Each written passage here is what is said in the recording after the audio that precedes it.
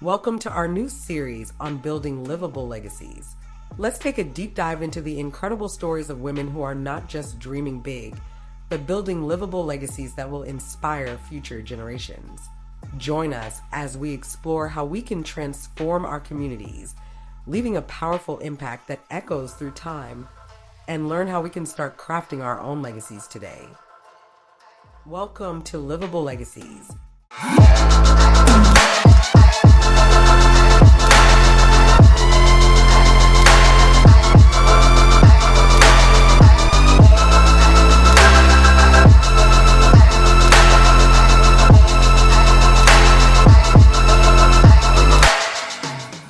Hello, welcome to Livable Legacies. My name is Rose Nyaondo, and today I wanted us to talk about, we're beginning a series about how women can build livable legacies and how some women have built livable legacies. We have talked about what we mean by livable legacies and why this is so important, particularly for women. Both for their children and also towards their retirement in old age, and how that does impact the trajectory of their lives throughout the course of time. And so I'll break it down in 2 points or 3 points of our series, and then we could follow. So click to follow and like and share and invite other people who might benefit from this discussion. Okay, so one of the things that I think does impact on women's livable legacies is education and skill set development. I think over time, not necessarily being the most highly educated, but access to education does impact this kind of skill set that we have. It does have an impact. The kind of skill sets we have an impact on the trajectory of our income, for example, our capabilities, our capacity to expand in different sections. And so depending on the country that one is in, whether the mode of the language of instruction is a language that is familiar to you or not is one thing, and whether or not you have access to classes in a language that you know is one thing.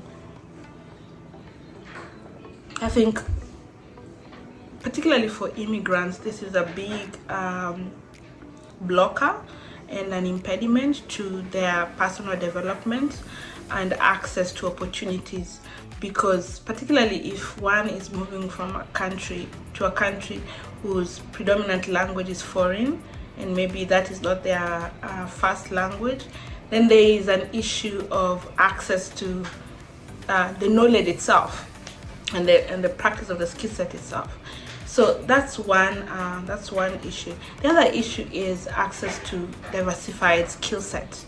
To be able to say that I'm a teacher and I'm a nurse, and so and in the world that we live in today, we all know how critical this is, to be able to be to have multiple ways to express ourselves, and this comes off in this kind of skill sets that we have, and so the capacity to have diversified skill set, I think, is critical.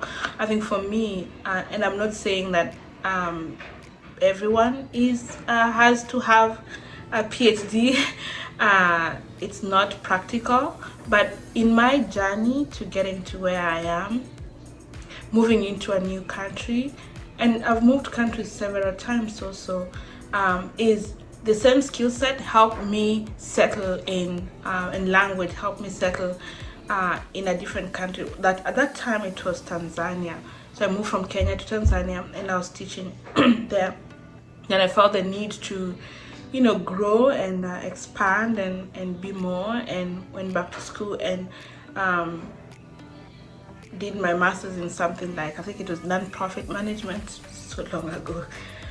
No, international international relations, and I got into nonprofit management.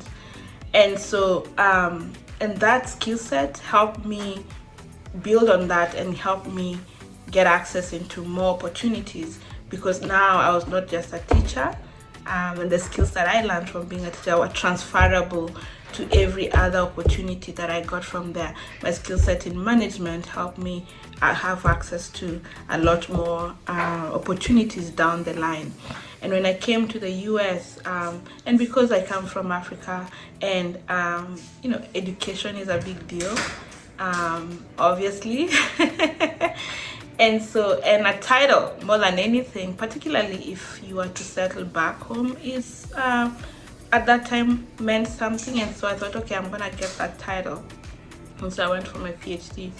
But and in the process of pursuing that PhD, there are certain skill set that I acquired that were transferable, that helped me build a few, not a few actually, well, some consultancies around women's issues, around technology, around women's empowerment, and put me in touch with a lot of women at the grassroots level, at national leadership level, at nonprofit level, communities within different environments, both in Africa and here in the US, Boston and Rhode Island. And therefore, it's the diversification of skill sets. So now I'm not just a teacher, I'm this, I'm the other. I'm in tech, I have all the management. So all of these skill sets, I think, has helped me be able to diversify opportunities for which I have access to. And so therefore, that's why I think that access to education and skill set is imperative to women's development, and access to opportunities that enable them build legacies that last beyond themselves. So that's one. And I'm not saying we should all, education has become so open lately. As long as you have Wi-Fi and as long as you have internet, you are there. There's free. YouTube has a lot of educational opportunities. For example, using tech, even just simple things like Excel, simple things like content creation, and I'm not saying simple to simplify the skill set, but there's access to a lot more opportunities, I would say, now more than say 10 years back.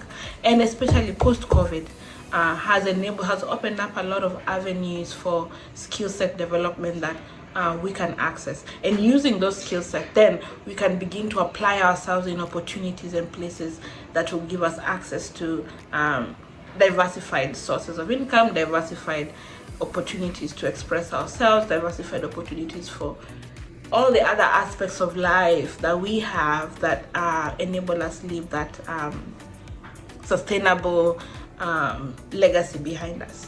So that's one. The other thing is financial literacy.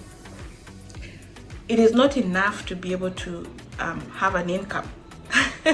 It is not enough to be able to have access to finances. I think financial literacy is one of the things that is so highly overlooked, and particularly if you're coming from a country where the treatment of finances is different from where you are coming from. But I think financial literacy is important. Financial planning, looking at where you want to be, or we want to be today, and where we want to be tomorrow. What are those opportunities that we can have multiple sources of income coming in, and where are we spending those resources, right? I had a friend of mine who's training his sons to be able to do financial planning, and the son just got his first job, and so he's making $15 an hour. He's making $15 an hour, and he wants to go have dinner with his new girlfriend at a restaurant, and the dinner cost say $60. And my friend was trying to impress on his son. Imagine you eating a $60 meal equal to 2 hours or 3 hours or 4 hours or however many hours you worked to earn that $60. So make the correlation work and live within within the means. but with a forward-thinking mindset or mind frame, right? It doesn't mean that if he's making $15 now, it owes me $15. I believe in expansion. I believe in growth and being more, right? But the idea is financial planning and thinking about what are the income sources, where the income is being spent. If you have investments, if you don't have investments, where should you be investing? With the little that you have or the much that you have, where should we be putting those financial resources in, and what is going on across the financial landscape that we should be evaluating? That's one. The other thing, particularly for newcomers in a new country, and I'm speaking like that because I used to be one at one point, is debt, and what is considered good debt and not bad debt, but necessarily bad purposeless debt, I think, and debt management. I think a lot of us do struggle with debt management and understanding how, we have, especially in the US, you have access to credit cards all year long. Like, you have access to credit cards. Well, understanding that those it's not exactly money that you have, it's money that you're borrowing. So unless you're borrowing it against an investment, and if you're just borrowing it in terms of, to be able to spend for the day, is a different dynamic, right? And I understand that there are times when, your back is against the wall, that is all you have.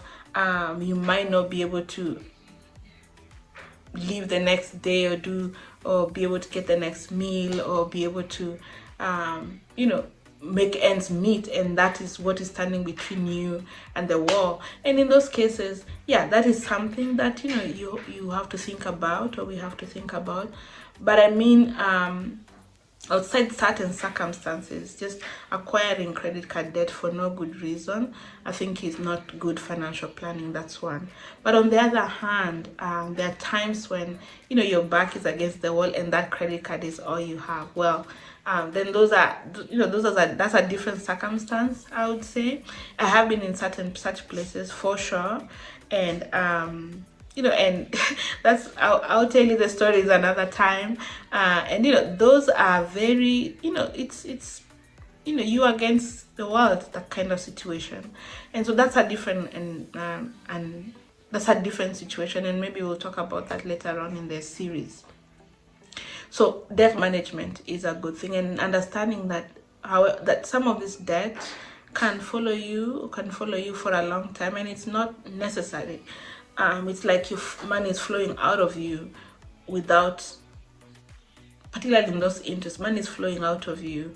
You're losing money as opposed to being able to keep it in consolidate it in there.